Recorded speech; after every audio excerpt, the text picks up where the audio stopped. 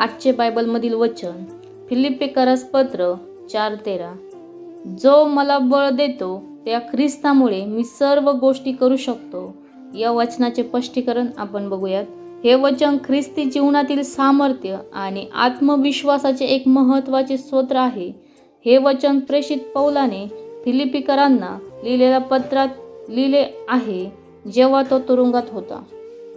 सर्व गोष्टी करू शकतो. सर्व गोष्टी याचा अर्थ असा नाही की मनुष्य कोणतीही जादूची गोष्ट करू शकतो, उदाहरणार्थ हवेत उडणे. या वचनाचा संदर्भ पौलाच्या जीवनातील प्रत्येक परिस्थितीत स्थिर राहण्याशी संबंधित आहे. त्याच्या आधीच्या वचनामध्ये पौल म्हणतो की त्याला चांगले दिवस आणि वाईट दिवस, समृद्धी आणि गरिबी दोन्हीमध्ये समाधान कसे मिळवायचे हे शिकले आहे.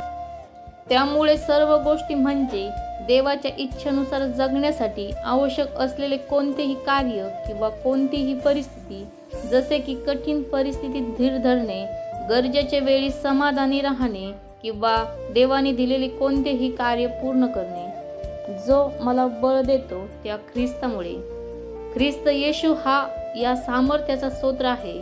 पौलाने आपला आत्मविश्वास स्वतःच्या क्षमतेवर ठेवला नाही, तर ख्रिस्ताच्या सामर्थ्यावर ठेवला. ख्रिस्तामध्ये विश्वास ठेवणाऱ्या प्रत्येक व्यक्तीला त्याच्याद्वारे दैवी शक्ती आणि प्रेरणा मिळते. यामुळे हे वचन असा विश्वास देते की जेव्हा मनुष्याचे स्वतःचे सामर्थ्य संपते, तेव्हा ख्रिस्ताचे सामर्थ्य त्याला धैर्य देते आणि त्याला त्याची कर्तव्य व आव्हाने पूर्ण करण्यास मदत करते. थोडक्यात हे वचन शिकवते की जीवनातील कोणतीही चढ उतारांना तोंड देण्यासाठी किंवा देवाने नेमून दिलेले कोणतेही कार्य पूर्ण करण्यासाठी लागणारे खरे सामर्थ्य मनुष्याला येशू ख्रिस्ताद्वारे मिळते.